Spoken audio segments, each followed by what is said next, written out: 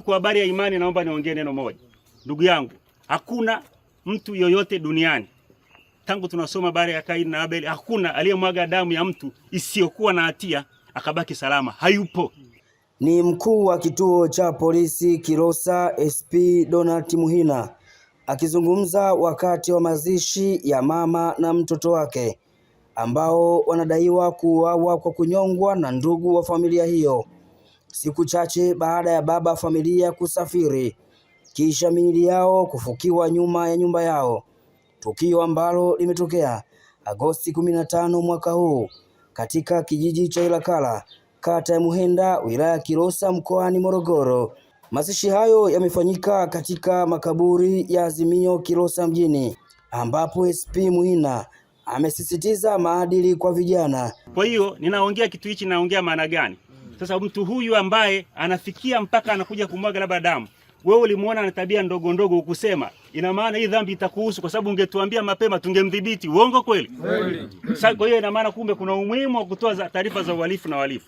Kuna umuhimu wa kuhakikisha familia yako haina mhalifu, kwa kuhakikisha anapata maadili hasa ya kimungu.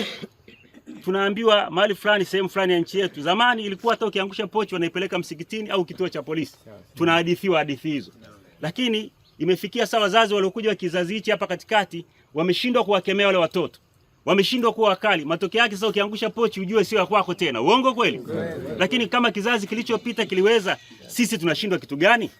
Hebu muulize jirani yako, tunashindwa kitu gani?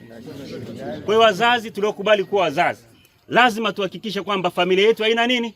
Haina mhalifu. Kwa kufanya hivyo haya mambo yatakuwa yatokei, ndugu zangu. Na niwaambie ndugu zangu, tukishirikiana, mimi sitaacha kushirikiana na viongozi wa dini katika mambo yangu ya maisha yangu.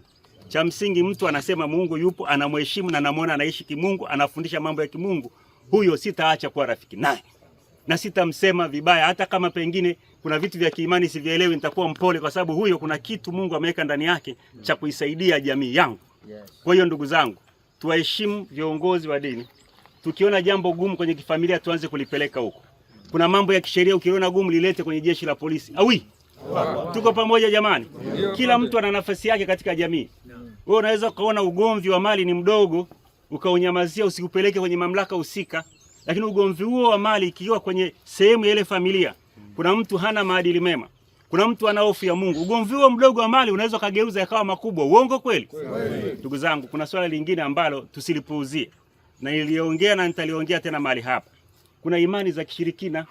Kuna mtu anadanganyika kwamba ukifanya hivi na hivi ndipo utakuwa labda tajiri mkubwa sana, utakuwa na fedha nyingi sana na kadhalika na kadhalika. Ndugu zangu, hizo nazo ni imani potofu. Nimeongea imani isiyokuwa potofu, lakini lazima niongelee na hizi imani potofu. Kuna kitu kinaitwa ramli chonganishi na mambo kama hayo.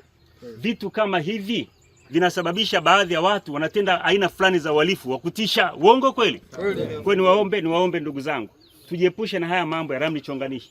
Viongozi wa dini, kemeeni mambo haya mambo ya kishirikina, imani za kishirikina, kwamba ukifanya hivi na vile utakuwa tajiri, utafanikiwa. Hapana. Ukifanya kazi kwa bidii utafanikiwa. Uongo kweli? Fanya kazi kwa bidii, lazima ufanikiwe.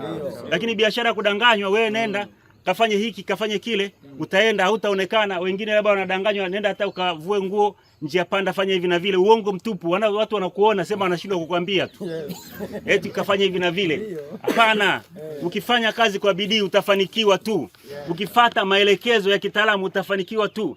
Ukiacha kufanya hivyo, kinyume chake utafata haya ya ramli chonganishi, utafata haya ya imani za kishirikina, ukidhani kwamba unaenda kufanikiwa, kumbe unapotea zaidi na kutuharibia taifa letu.